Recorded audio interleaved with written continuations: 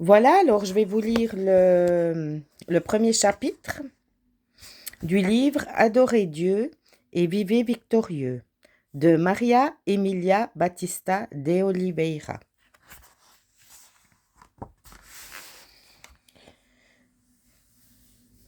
Je vais le lire, c'est la première fois que je le lis. Donc, si j'estropille ou si je tousse par moment, parce que je ne suis pas encore guérie à 100%, ne m'en voulez pas.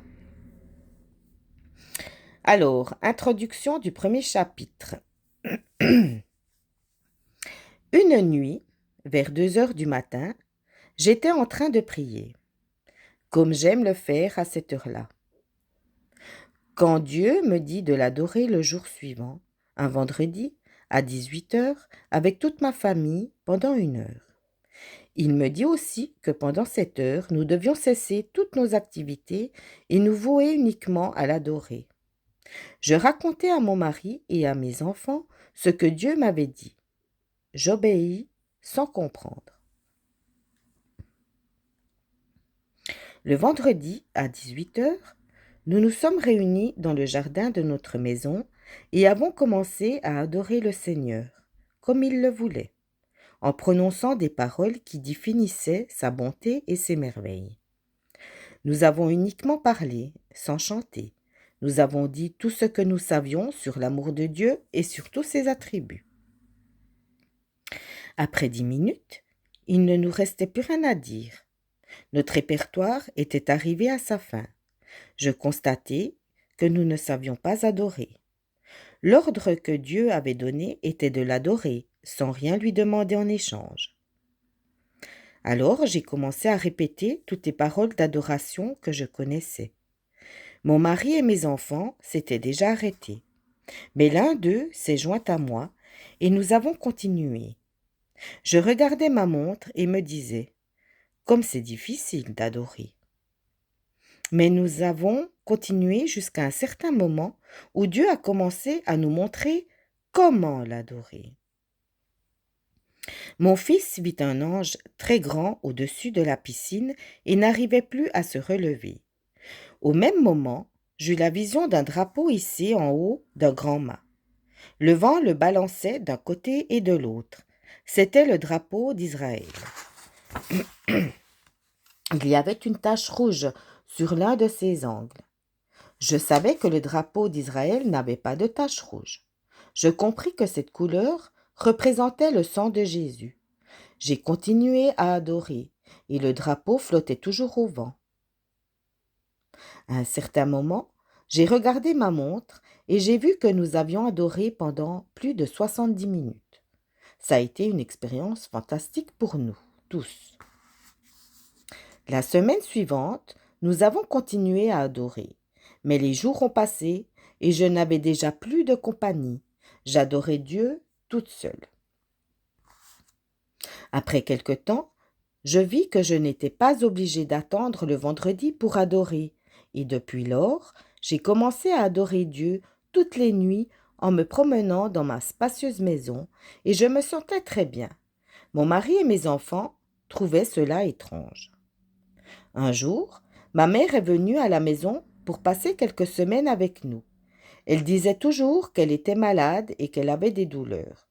C'est pour cela qu'un soir, je lui ai dit, « Maman, viens adorer avec moi. » Elle aussi trouvait ça étrange. Elle ne comprenait pas comment je me sentais si bien en adorant. Les gens ne sont pas habitués à se trouver dans la présence du Père. Mais, malgré son scepticisme, elle vint adorer avec moi. Elle resta très surprise quand elle vit qu'elle était guérie. Habituellement, elle se plaignait de ressentir beaucoup de douleur et celle-ci l'empêchait de dormir. Mais cette nuit-là, elle en oublia même de prendre ses remèdes et dormit comme jamais auparavant. Pour elle, ce fut une expérience inoubliable. 1 an et demi plus tard, en 1993, je suis allée en Israël pour la 3e fois. À la fin d'une excursion, je me suis séparée du groupe et je suis restée à Jérusalem durant 5 jours supplémentaires.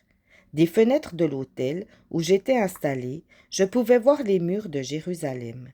J'ai commencé à prier et à méditer sur la miséricorde de Dieu envers son peuple. Au même instant, Dieu commença de nouveau à me parler et me dit: Ma fille, j'ai pris plaisir à ton adoration. Montre à mon peuple comment m'adorer. Je lui ai répondu: Moi, Seigneur, je n'ai aucune attitude pour le faire. Je ne suis rien. Comment pourrais-je faire pour enseigner quelqu'un à adorer? Il me dit: Retourne au Brésil et enseigne mon peuple à m'adorer pour qu'il vive une vie de victoire.